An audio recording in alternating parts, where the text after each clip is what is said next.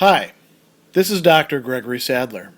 I'm a professor of philosophy and the president and founder of an educational consulting company called Reason.io, where we put philosophy into practice.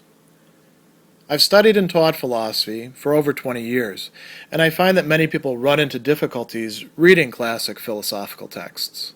Sometimes it's the way things are said or how the text is structured. But the concepts themselves are not always that complicated, and that's where I come in. To help students and lifelong learners, I've been producing longer lecture videos and posting them to YouTube. Many viewers say they find them useful. What you're currently watching is part of a new series of shorter videos, each of them focused on one core concept from an important philosophical text. I hope you find it useful as well. Alasdair MacIntyre, about halfway through his essay, Plain Persons and Moral Philosophy, is going to talk in terms of a story of the decline and fall of the plain person. Now, it could extend to things like health and wealth and stuff like that, but what he's really talking about is a intellectual and moral decline. An intellectual decline insofar as it has to do with the entire moral or ethical sphere. And people do, in fact, get themselves screwed up in trying to figure out what is the good for human beings, or what is the good for me. And something that MacIntyre says at the start of this discussion, which we do want to take into account, it's a little bit too strong of a formulation. Virtues, rules, and goods have to be understood in their interrelationship or not at all. It is possible to isolate these out from each other and to understand, rules and goods in some sense, but not adequately, not how they really are connected with each other. And he uses the example of people doing mathematics, a very important practice that is governed by the goal of attaining truth. Somebody could come along and be like, well, we could do other things with mathematics. Let's focus on this instead, like making tons of money. Okay, mathematics could be a useful tool in some respects, but you're inevitably going to screw up the process of developing people into good mathematicians by doing that. We could multiply this over and over again with other examples. And he says, it is the outcome of fragmenting into independent parts the conceptual scheme in terms of which the plain person had at first organized his or her moral understanding. Goods, rules, and virtues, as a result of such fragmentation, are reconceived as isolable from one another.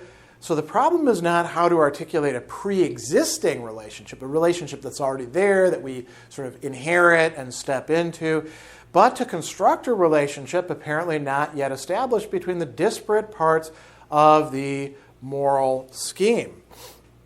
Once you start doing that, each of these parts assumes a somewhat different character. Rules conceived apart from virtues and goods are not the same as rules conceived in dependence upon virtues and goods. Likewise for virtues apart from rules and goods apart from rules and virtues. So this is getting us to the very first part of what he's going to call this story of decline and fall. A story in 4 episodes, a story of a failed quest for what proves in the end to be an illusory grail. Now, what does MacIntyre mean by this illusory grail? He doesn't actually tell us here, but given the parallel between this and the master argument in his book After Virtue, we can say some sort of system of morality or a moral theory and an ethics which would convince everybody, which would be universally applicable and recognized as such. You're just not going to get that. Why? Because you have to develop a certain amount of virtues along the way that have to do with rules and goods and how we understand them in order to even recognize the right direction to go in. So he says that in the first part, the first episode, the protagonist sets out to discover what the final good for being such as her himself is, and finds that in asking what is my good and what is the good, in any way that's well designed to secure helpful answers, they have to define that quest in a way that presupposes, to a significant degree, a particular kind of answer to these questions. Okay, so this is MacIntyre. You cannot avoid commitment to some sort of moral stance or theory, even if you think you're doing meta-ethics, even if you think that you're being completely neutral, you're not. Because that's also a bunch of moral stances and moral theories. You just can't get away from it. So the question isn't which should I commit myself to at this point? It's rather which have I committed myself to? And we are, in fact, making presuppositions. Now, some of them are going to offer us ways to understand rules and develop virtues. Some of them, not quite so much. And we need, like he says, these rules and virtues which guide one reliably in the earliest stages of fruitful moral inquiry presuppose a great deal about the existence and nature of that same good. So, if you decide early on that your supreme good is wealth or security, which are not bad things, you're going to screw yourself up because you're going to orient your very person, your desires that you indulge, the desires that you say no to, the rules that you follow, or whatever else you want to call it, maxims, proverbs, ways of organizing yourself, the things that you consider to be character traits that you need to develop, you're going to do so in such a way as to miss a superior good. And MacIntyre is going to talk about a circularity here. And the circularity requires of us an asceticism, or at least a temperateness, being able to control your desires for pleasures or to avoid pains or things like that. Temperateness, in a broader sense, self-control, with less than supreme goods. So, if the supreme good is, let's just take Aristotle, for example, virtuous activity, which requires that you have the virtues, along with a certain amount of wealth and good relationships, and you think that, no, I just need to focus on wealth. I'll get that wealth, and then I'll buy myself some virtues, and I'll buy myself relationships. Whoa, you are going to screw yourself up. You're going to pursue wealth in an intemperate way, and this is going to lead to, as he says, a discrepancy between rules and goods. He says that should this person be solicited by a variety of such goods, physical, aesthetic, and intellectual, fail in this temperateness, they will debar themselves from ever reaching the point where rational justification would become possible. But they will, in according independent recognition to a multiplicity of more or less immediate goods, they're going to adopt a set of standards of justification very different from that, towards an understanding of which they had originally been moving. So we get a radical discrepancy between rules and obedience to which the quest was to have been conducted and the multiplicity of goods, possibly as rival candidates for the status of the supreme good, possibly even excluding the notion of a single supreme good. And so the person is now getting more confused about what they ought to be doing in their life. And, they're probably projecting this confusion into their relationships, their workplace, their families, how they order the activities that they're involved in.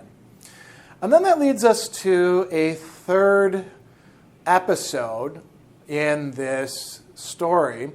And we find that, as he says, the protagonist discovers not only that she or he must take sides on these issues, you can't avoid taking sides, but that other people take similar opposing sides, right?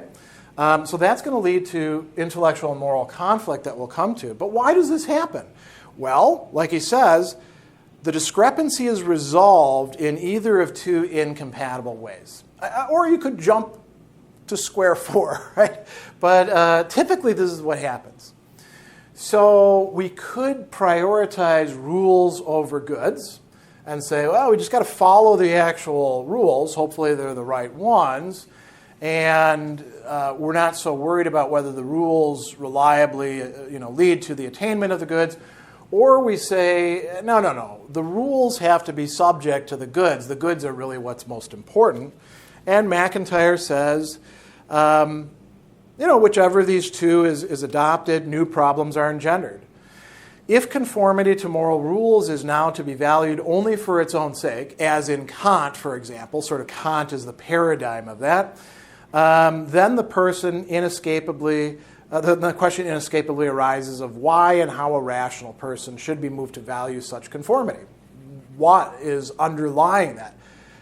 Kant doesn't really have a great answer for that. Actually, deontologists in general wind up coming back to, what's right is right, and duty is duty, and you should do that, right? We could go the other way. If he says, if rules are only a means to the achievement of goods and a multiplicity of competing goods are acknowledged, as they are by, say, utilitarians, then it will be necessary to decide how to respond on those occasions when the actions necessary for the attainment of some one particular good violate the rule or rules necessary for the attainment of some good. So, two main alternatives. We could probably have others as well, but I think MacIntyre is right in saying these are the two big tendencies that people have. Let's follow the rules, the procedures, obey the authorities, or let's think about how we harmonize or prioritize these goods, and if the rules agree with them, great, otherwise reform the rules. And this does lead to intellectual and moral conflict because you find out that not everybody sees it your way. Or even within these things, right? There's different kinds of utilitarians. There's different kinds of deontologists.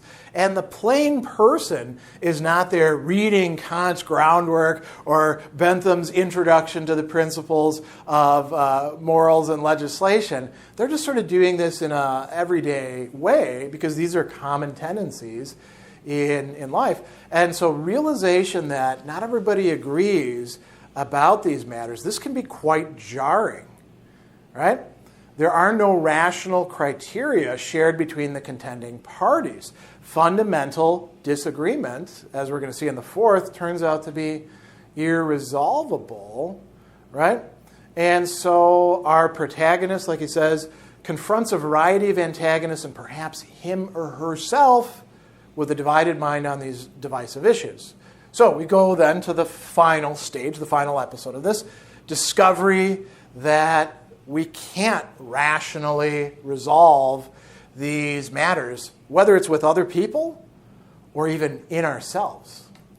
So, this is going to be a significant problem. We started out wanting to know, what is the good? How do I attain it, right? What should I be doing? What rules do I need to follow? What virtues do I need to cultivate? What good should I be prioritizing? And we get here and we find out, well, there's lots of answers and no universally agreed upon, no rational way of convincing everybody about that. And he says that it's not that the contending parties don't have arguments to deploy, but they give different weight to different kinds of consideration. So we don't have agreed upon rational criteria. There is more than one way in which our protagonist might respond to this discovery. And so he mentions, too, you could just become cynical and be like, well, I'm just going to get whatever I can, right? Everything becomes transactional. Or you're like, all these philosophical points of view are BS. Or you could become, like he says, the plain person's version of a proto-Nietzschean, one devoted to unmasking a will to power disguised by the proponents of each contending moral standpoint. And I would say in our present day, we see a lot of people doing this, both on the right and on the left, very selectively, right? This proto-Nietzschean thing. But you could also just make some non-rational commitment to some moral theory. You could say, listen, I understand that there's some problems with Kantianism, but it looks good to me because I'm a very duty-driven person. I like that kind of thing. And it's an emotional choice rather than a rational choice, right? So MacIntyre goes on and he says, I've told this story of the transformations of the plain person only in bare and skeletal outline. And then he goes on and he says, this is not just a story about one ordinary person, we can talk about this in terms of culture. He says, the story could have been told, and I have told it elsewhere, in After Virtue, as a claim about the narrative history of a set of successive periods in Western culture from the 6th to the 20th century. There's a partial mirroring, as he says, of the fate of individuals in the history of the larger social order and the fate of that larger order, right? So there's the decline and fall isn't just individuals making mistakes. It's also something that's replicated within our larger culture, in the workplace, in academia, in healthcare. We could go on and on and on and on.